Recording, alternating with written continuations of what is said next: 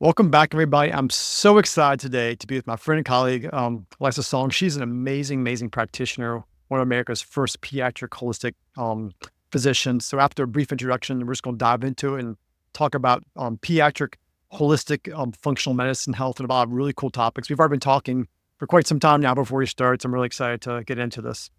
Um, Dr. Song is one of the first holistic pediatricians in the country.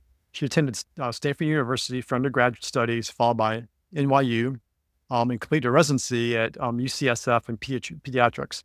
She founded Whole Body Family Wellness, which is an integrative pediatric practice in Belmont, California, which is one of the first and most highly regarded holistic pediatric practices in the country. She created Healthy, Happy Kids, which is dedicated to empowering parents to take charge of their kids' health naturally. She's integrated conventional pediatrics and functional medicine, holistic medicine, homeopathy, acupuncture, herbal medicine, essential oils.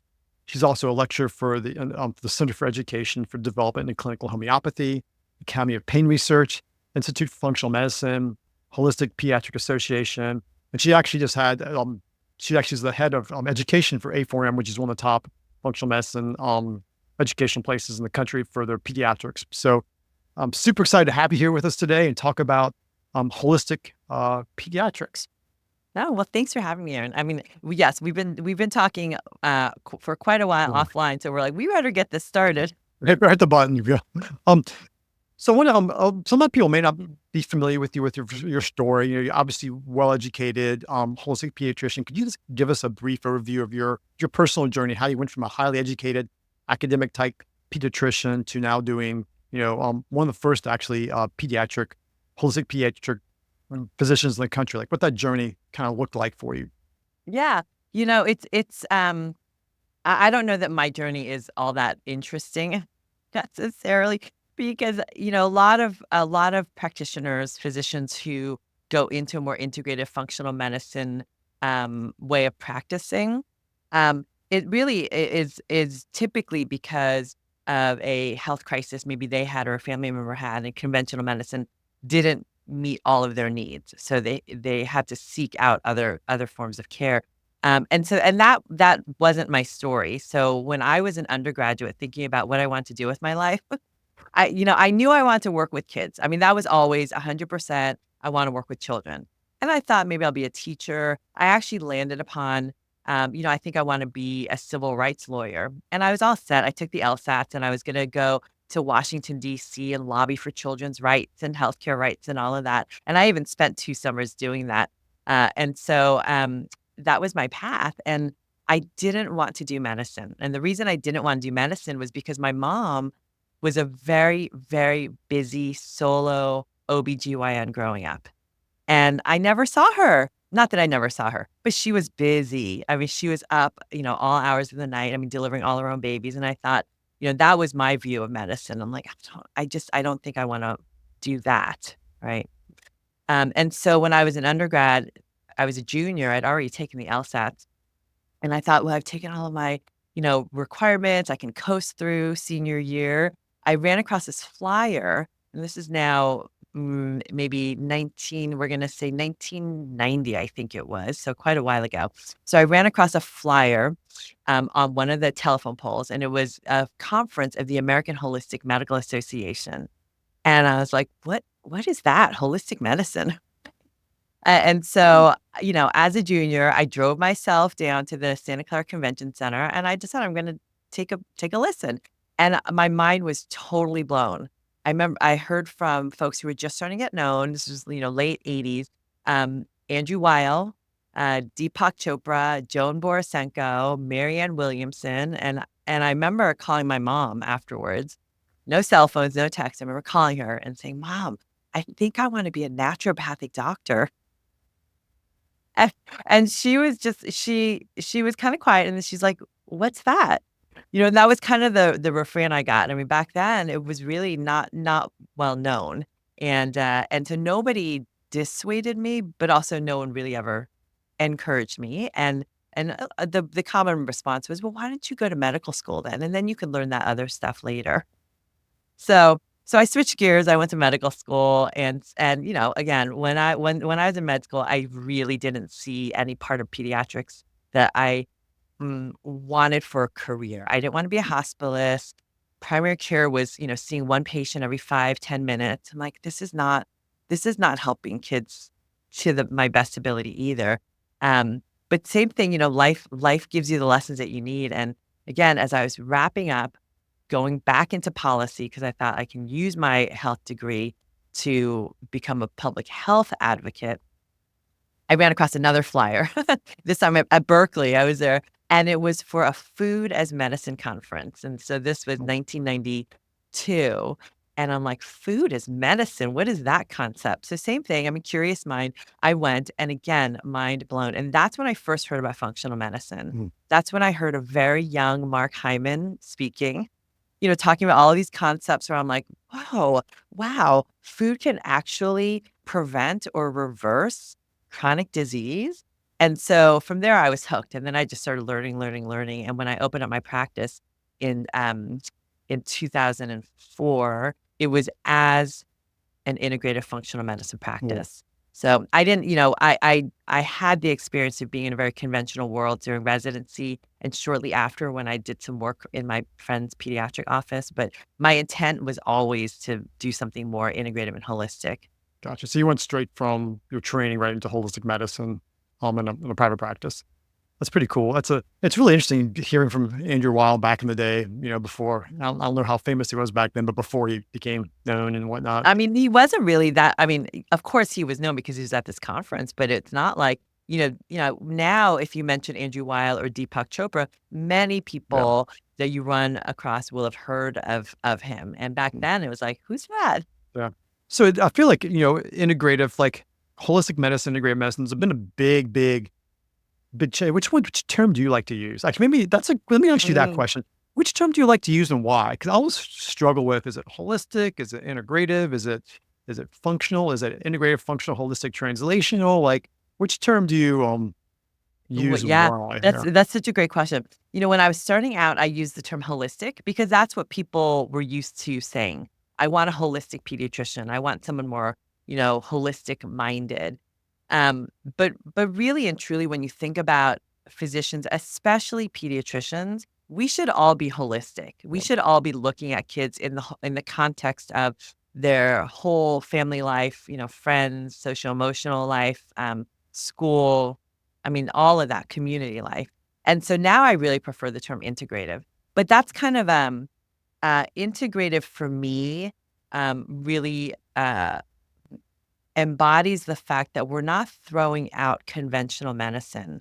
I mean, there is a time and a place for conventional pediatrics because in the beginning of my training, I really, moved away from a lot of conventional, pharmaceuticals. I thought, oh my gosh, that's how our kids landed up in trouble in the first place, right? But then you come to a place where you realize, what, there's a time and a place. It's just they're overused and Yeah. inappropriately used. And we can do the mop up when they are necessary, these medications. But that, an integrative doesn't quite get at everything though, because it can mean anything, right? I mean, for me, I integrate conventional peds with a lot of other modalities, including functional medicine. And, I do acupuncture and homeopathy and, essential oils in the practice, but it can be very different from another integrative physician who might integrate Ayurvedic and functional Mm. and conventional medicine. So then even with that, I always tell parents just when you're looking for a pediatrician or a pediatric practitioner to partner with, you want to make sure that it's the right fit for you and your family because there's lots of different ways you can be integrative. Yeah. And sometimes it's just finding someone who's open to new ideas, like finding a Mhm. practitioner who, if you, as a patient, bring an idea to them, hey, I read about this, that their first response isn't to roll their eyes and say, like, no, or hey, would you mind checking a vitamin D level or an HSCRP or, you know, could you check my MTHFR status? And the response is not no. The response is, if they don't know about it, they're at least like, well, yeah, let's check and see what, and then I'll learn too. Like, you want someone who's open to Yeah. learn because I'm still practicing medicine. I'm still learning.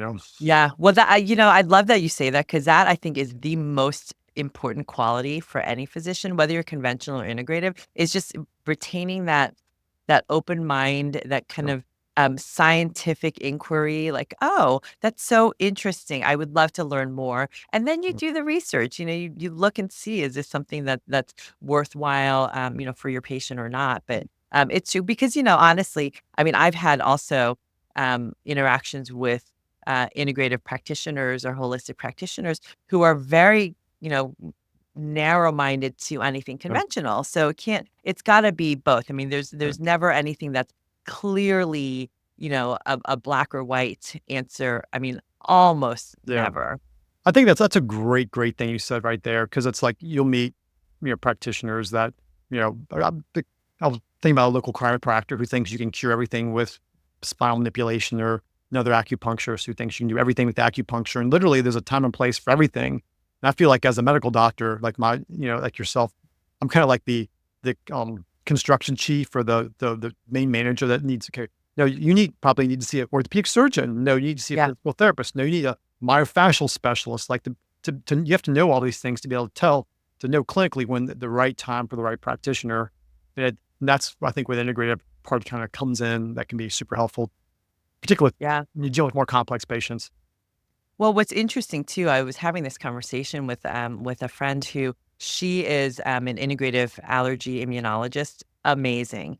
And I think that one of the hazards of um going into or working with a family from a functional medicine standpoint or root cause standpoint is the idea that there is always a root cause, or that we can always identify that. And that can, for some of my parents, it's led them down kind of rabbit holes of trying to figure out what was the one Mm. thing or the two things in my child's past that happened that made X, Y, or Z occur. And then it becomes a little bit more, I mean, what's the right way to say it? There can be a lot of guilt and Mm. self-blame there. Like, why did I do that? Why did I let the doctor do that? Why didn't I know better? And then on the flip side, I have families who they're already embracing a more functional, health forward lifestyle, and doing all the things, quote, right. And yet their kids still get sick, Mm. with eczema or maybe develop an autoimmune illness. And it's like, you know what? There's so many complexities to our body that we just are kind of scratching the surface. And we can do all the right things, and sometimes still, um, things don't turn out the way we would like them to. They probably are turning out better than they would have Mm. otherwise, right? And we still keep moving forward. But it's just, I always want to make sure that parents and kids understand that, we always are trying to do our best. And we don't want to ever have any regrets or blame ourselves for anything that doesn't go right. Yeah, that's a great point, because sometimes, you will never give up looking for the root cause. You never give up looking for connecting the dots. But sometimes you have to realize that our bodies, they just seem to be infinitely complex, and the complexities, it's almost like every time you go a little deeper, it's like science doesn't work out where you find a new fact and everything gets simpler. It gets more complicated. And so, you know, basic things like food as medicine are basic, healing environment, gut health. But sometimes when you get in the weeds, it's really more deep than we even have knowledge for right now, which excites me, but also keeps me on my edge. I'm always have to keep on reading and learning things. Um, Yeah. which actually want to transition to something you mentioned that was a topic which I was asking you before we start. Hey, was there anything you'd like to talk about? And you said the vagus nerve, and I'm like thinking kids and the vagal nerve, pediatrics and vagal nerve. I am so interested to see what you have to say about that, because in adults, I'm thinking more trauma and mold and Lyme and a bunch of things. So I'm kind of curious, um, from a holistic pediatric perspective, with you looking at vagal nerve function, like what does that mean? Yeah. So, I would say, from my standpoint, my two favorite topics in the whole wide world to educate on and work on are, the gut microbiome and the vagus nerve. And I tell parents and kids and the teenagers in my office, if I can, if you can learn two life skills, two things by the time you head off to college, that's gonna set you up for life. And the first thing is learning how to be very, very savvy food label readers. right? Learning, how to choose foods that serve your body, brain, immune system. Number two is learning how to regulate your nervous system. I mean, those two things, right? So key. And we were talking offline about how there are some things that are the bigger hitters that if we focus on those, a lot of other things fall into place. And that's so key because as we go into functional medicine and root cause medicine, and we're going down all of these little rabbit holes trying to figure out, what toxin, what infection, whatever it is, right? What past trauma is kind of keeping things in place. If we work on the fundamentals of food as medicine, restorative sleep, and vagal nerve regulation, so many of those other things that are kind of off with your immune system or your inflammatory response, your mitochondrial response, your mast cell activation, a lot of those will improve. And so you have less to work on. Now, when it comes to the vagus nerve, one of the things that I look at in terms of the vagus nerve is really for children. I mean, we know kids and adults, we're just way too often in the sympathetic, fight or flight, fight, flight, or freeze mode.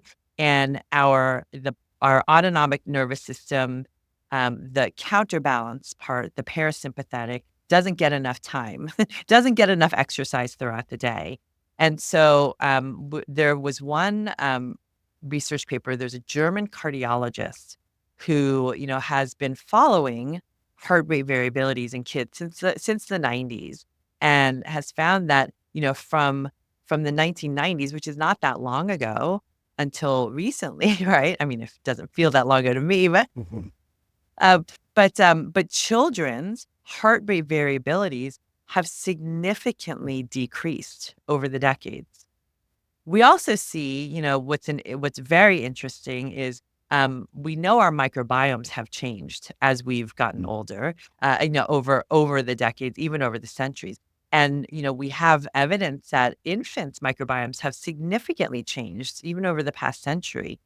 There was a pathologist in Scotland, of all places, 100 years ago, who was analyzing baby poop, right? Newborn poop. It's so great, right? That there's a microbiologist, a pathologist who thought to do that. And he compared the microbiomes of babies who were exclusively formula fed and the babies who were formula fed. Because even back then, there were some babies who just, couldn't breastfeed for whatever reason. And found that the babies who were exclusively breastfed had nearly 100% bifidobacteria.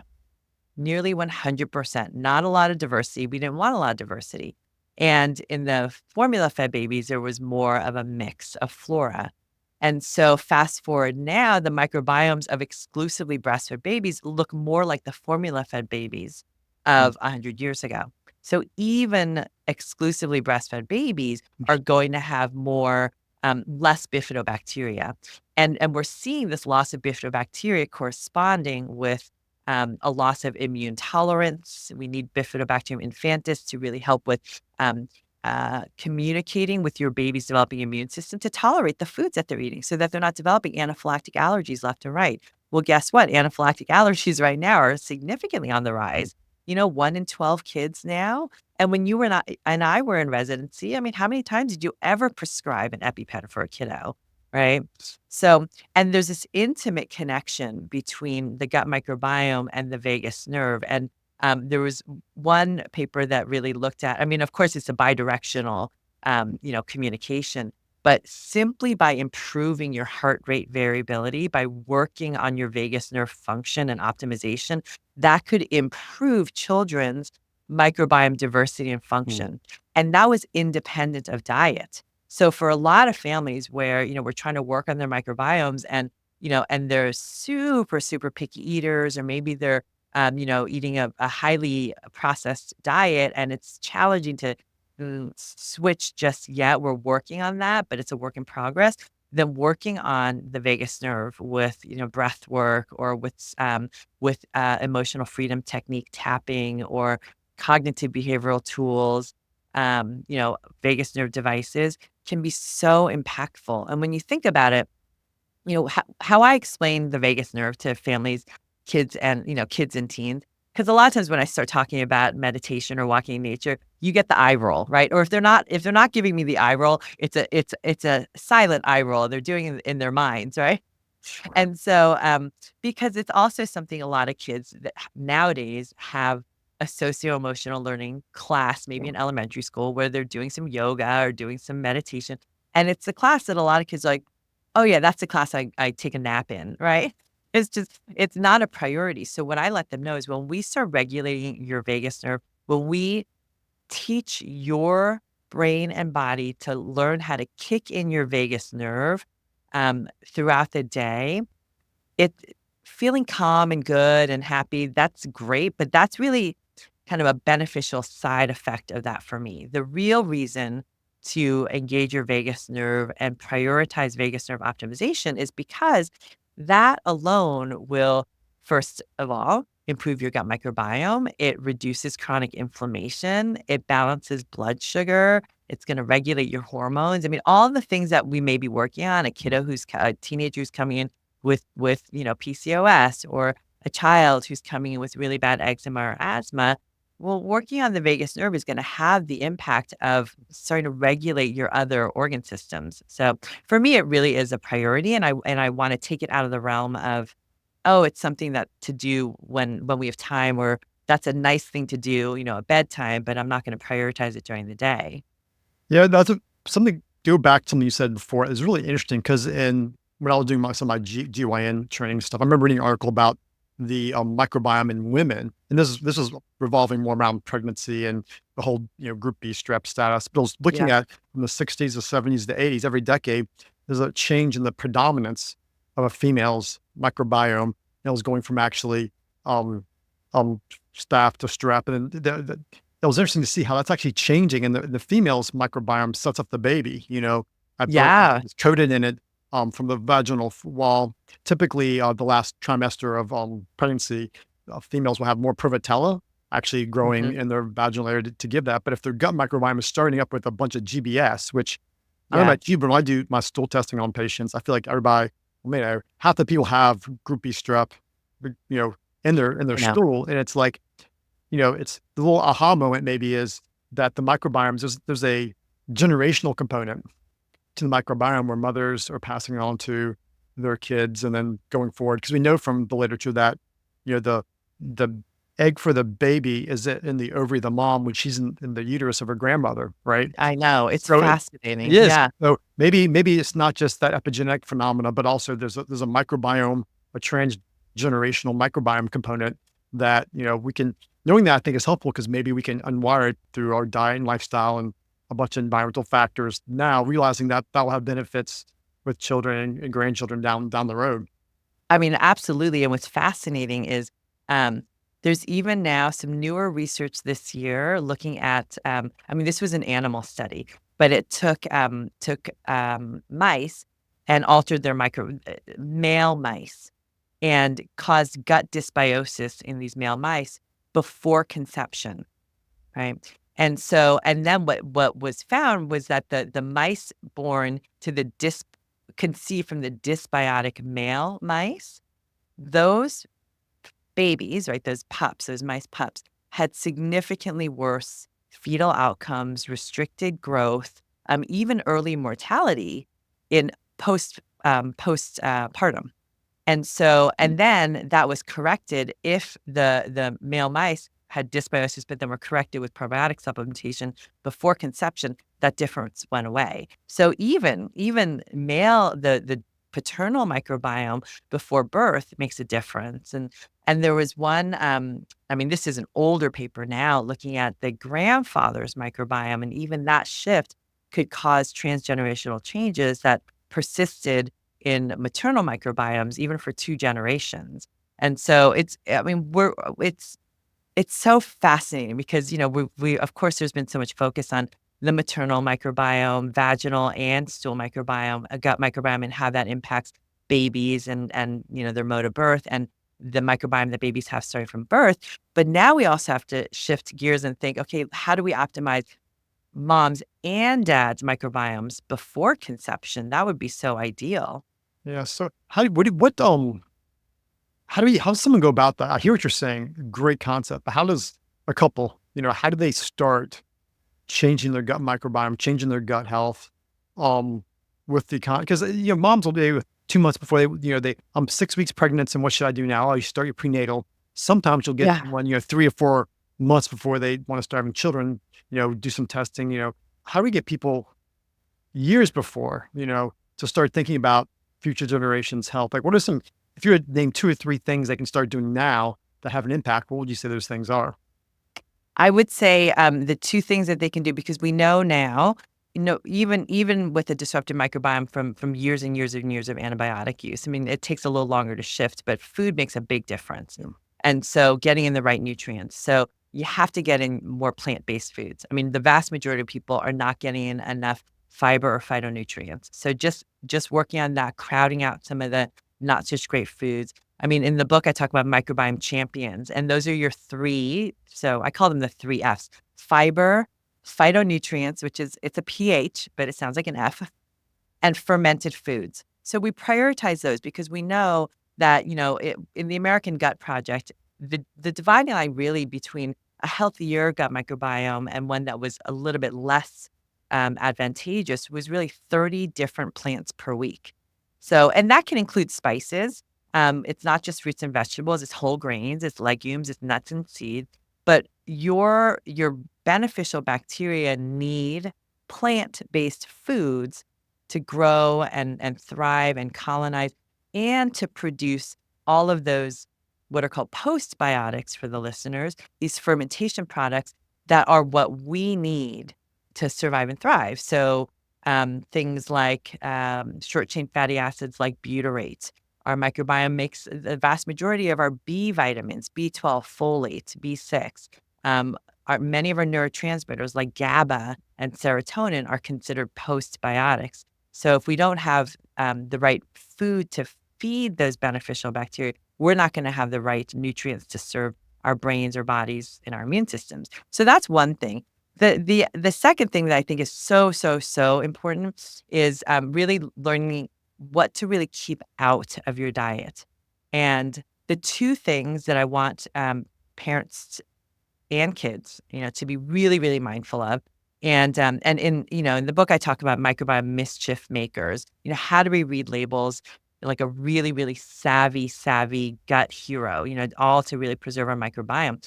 Well, the one is going to be, all of those FDA approved food additives that wreak havoc on your microbiome. So, many people are now aware of artificial colors. That's, for children's brains, not going to be optimal. But there are this category of food additives called emulsifiers that are in many different foods that are shown to directly trigger zonulin release. So that means trigger leaky gut. They can trigger dysbiosis. In I think in Japan, you can see the graphs, the rise of emulsifier use in the packaged foods mirrors the rise in autoimmunity in the population. It's not a cause or effect thing, but there's certainly, I Hmm. believe, a correlation there. And so, but packages aren't going to say, emulsifier. They're going to say things like mono and diglycerides, carrageenan, xanthan gum. So you have to know what to look for, and then don't buy it. And they're going to be in some of the foods that we wouldn't even think to look in, like protein bars can have emulsifiers. Ice cream, your ketchups, your barbecue sauces, dressings. So just really reading the labels. And then the second thing to look out for on the label, which a lot of families that in my practice now, they look and they see, okay, if there's like a 50 long ingredient list and it says artificial something or it has all of these odd sounding, chemical names, they put it back. They know to do that. But what they're not necessarily looking at in an organic, whole food package is how much added sugar is in there. And that is a huge problem. Kids really, should 2 to 18-year-olds should have no more than about 25 grams of added sugar a day, which is the equivalent of about 6 teaspoons of added sugar. Because, I mean, who really is putting that in mind of, 25 grams is just nebulous. What does that mean, right? So 6 teaspoons, 6 cubes of sugar. The average adult nowadays has about 19 teaspoons of added sugar in a day, right? I mean, do you wanna guess how much the average teenager has? Well, if you think about soda and pop consumption, I'm probably thinking between 20 and 30. Yeah, 34 Like, well, teaspoons. 34. And that's, and think about how many adults, on their way to work and they have their morning frappuccino, right? Or, after work, hanging out with friends, having a boba tea. Sure. So, I mean, it's really, it's insidious, but the disruption to the gut-brain connection from all of these added sugars and your immune system, for that matter, is really significant. So I think for parents, if they're going to work on anything to support their microbiome, it's going to be that. That's going to be way more important than any probiotic supplement that you take. You can pile in, the whatever trillions of colonies of probiotics you want to, but if your microbiome is not the ecosystem where those probiotics want to stay and call their home, doesn't matter what you throw in. I mean, you need a fertile ground for them to survive. So it sounds like, food's a big deal, fermented foods, colors. Okay. Yep. You did mention the vagal nerve stuff. And I want to just circle back around to that one because you did briefly mention like tapping and a few things. What are a few basic techniques? Breath work. You did mention tapping that people can use because the one word you use, dysregulated. That struck a chord with me because that's what we see. So many of our kids are dysregulated. Yeah. And so, what are a couple of things people can do to help, re-regulate this dysregulation? So breath is one of our most powerful tools for that. When I talk to kids about, what we can do to regulate our vagus nerve, well, we can't that the autonomic nervous system, it's pretty automatic, right? We don't really have a lot of control over it. When we have an exam coming up and, all of a sudden our heart starts racing and our pupils are dilated. I mean, that's our body's just immediate response to what is a perceived threat, right? Now, in that moment, we can't tell our heart rate to slow down. We can't force our pupils to not dilate unless, we shine a light. So then they'll constrict a little bit. But we can't voluntarily tell our body to change that physiologic response except with our breath. Our breath is the one thing that if we can control our breath and slow it down, fill our belly up, our diaphragm up fully, with air as we inhale and then exhale slowly, fully deflating our lungs and not breathing with our shoulders, that slowing your breath will then engage your vagus nerve, which will then slow down your heart rate, get your pupils to normalize in size, actually change the way the hairs on your ear are kind of pointed because we become much more attuned to sounds, when we're in that fight or flight state, right? We need to know, is there danger lurking behind me? And so just by slowing our breath down, we can stop that physiologic stress response. And so, that is the one thing that kids can do anywhere, anytime for free. And also not look different doing it, right? So, I mean, if they're sitting there freaking out before a soccer tournament, okay, they just sit on the bench. You just slow your breathing down, fill in your belly with that slow, deep breath. You can hold it at the top if you want, and then exhale slowly, and then hold it at the bottom. Nobody has to know what they're doing. Now, other tools like tapping, where they use certain acupressure points and certain affirmations, to really, also has been found to improve heart rate variability. And so that, I mean, a lot of my kids love tapping because that's something more kinesthetic. It's not just sitting there. Oh, like trying to meditate. They're actually they're doing something, right? They're kind of, tapping. And honestly, even if kids don't necessarily think it's going to work, just going through tapping, using the tapping solution app, or you can look up different, tapping phrases for your kids. But just doing that with your kids will calm their nervous system down, Have, even if they don't believe it. yeah, have you ever used Apollo Neuro for something like that? Yes. So the devices, because I'm also about, how do we do things in a way that can be a little more passive for kids? Because sometimes when you're really in that fight or flight, it's hard to slow down your breath. I mean, think about it as an adult. If you're like, oh my gosh, I'm so stressed about this deadline, and you're trying to slow down your breathing, it's effort. And so for a lot of kids, just to engage their vagus nerve in that moment can be challenging. And also, we have so much practice every day being in fight or flight constantly. Our body's constantly perceiving these threats, and our mind is too. That many of us have forgotten what it feels like to be in that parasympathetic state. And so using the Apollo Neuro, I usually wear my Apollo Neuro. I actually misplaced it a couple of Yeah. days ago. I'm like, where is it? But the Apollo Neuro, it's a device you wear on your wrist, or your ankle. I prefer the wrist because the ankle looks like a security monitor. Um, and I have actually one in my office that kids can use in the office or even borrow for a couple of days.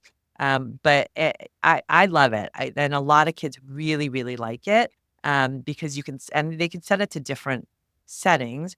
My personal favorite one is the social one.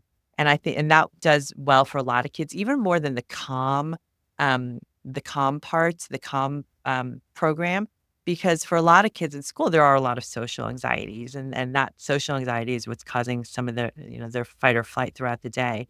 And then I also, have a True Vega that I've been using, and that one more directly stimulates the vagus nerve. Now, the Apollo has been shown to help with ADHD symptoms in kids. I love that they have a pediatric study. It's a very small study, but still, it's something. I mean, pediatrics populations are some of the least studied, and we need more studies. But and also very, very safe to use in kids.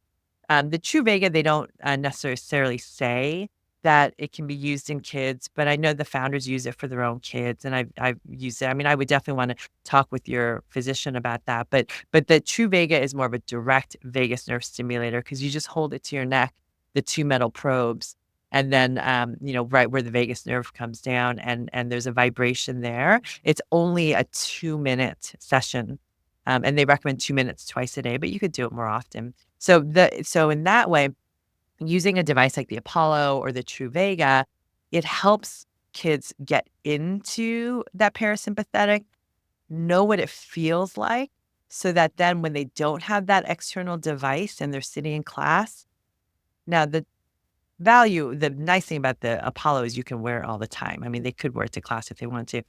But then they know, and their brain has that memory of, oh, okay, when I'm trying to slow down my breath, this is what it feels like to be in that state. Another tool I love is HeartMath. The HeartMath, with the ear probe that measures their heart rate, and you can just as you're just for the listeners, there's an app called Inner Balance, and that goes along with the HeartMath. And you can set it to different pictures, but there's a rainbow flower that expands, and you're supposed to inhale slowly with the flower, and then exhale slowly as the flower shrinks. And so as you do that, you'll see a red, blue, or green light at the top. And if it's a green light, okay, you're in the parasympathetic. That's what a lot of people call, I'm in the zone. I'm in a flow state. I'm on a roll.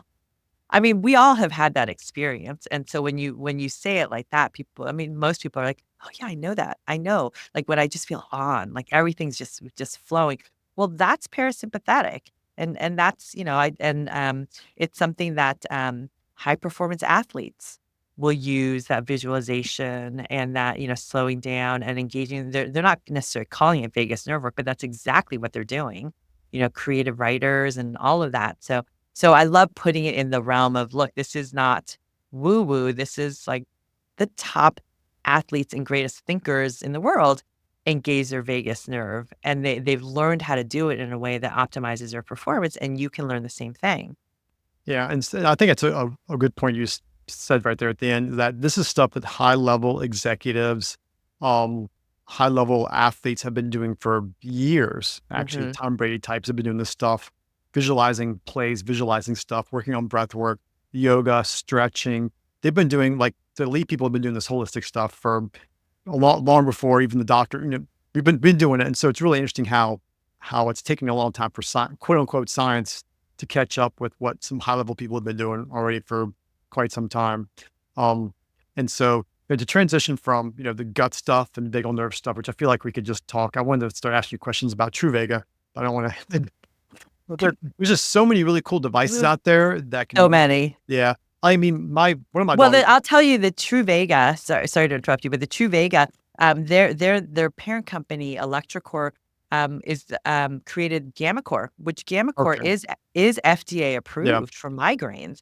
So, and their Truvaga now is the consumer version of it, so that you don't need Oh, a I got you. prescription. Okay. Whereas the GammaCore, you need a physician prescription. So, okay, here's a question for you, because I actually had used GammaCore with some patients and stuff. It just was the hassle factor, to be honest with you. Like, is it Truvaga? Is it similar in frequency, and intensity to the the GammaCore, or is it like half as potent, or do you know specifically as far as that's concerned?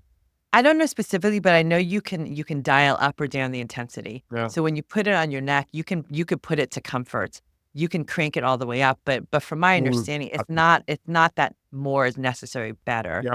But you can go from, just a one vibration, which is hardly noticeable, all the way up, just depending on what you like. And it is, there is I hear you about the hassle factor because you have to take it out, you have to find, spray the gel and hold it to your neck. It's only 2 minutes, but still, I say that, and I mean, there have even been days where I'm like, "I don't have the 2 minutes right now, I'll do it later," right? And that's where the Apollo, I think, is great because you just put it on your wrist and you leave it. And then, you can set it if your kids love, the calm or the social or the, energy, whichever part of the program that they like. When you set it, all they have to do is push the 2 buttons, and it turns on again once it's turned off. So they don't even need to have a phone connected to it. It's just set it and leave it and have them go off to school. Yeah. It's kind of interesting how a lot of these technologies are just getting us to do what we know we need to do. And I'm referring more to the heart math because I got that and used it. And it's a really, really cool device. And it basically, if I do my breath work, I go into parasympathetic. It takes me like 5 minutes. And it's like, okay, so I really needed to center myself probably 3 to 4 times a day for maybe 10 minutes, I think the technologies and seeing that helps reinforce it to people. But ultimately, it's these basic things that can be super, super powerful. And ultimately, your breath, like you said from the very beginning, is at the center of all that stuff. Yeah. Yeah. I mean, we don't, there are times where we have to really dive into the more complicated, issues that are going on with our patients. But like we were saying, I mean, you start with the foundations and the foundations, many of those foundations like food and breath work and restorative sleep, there's no quote rocket science there, Uh, but you have to do it. You have to put in the work. And that's the thing. It's not, you can't, take a supplement that all of a sudden is going to give you the same benefits as, eating, a fiber plant filled diet or, you know, sitting there and doing the breath work and the mindfulness Right. several times a day. And there's no pill that's going to really mimic the power of getting a restorative, 8, 9 hours of sleep.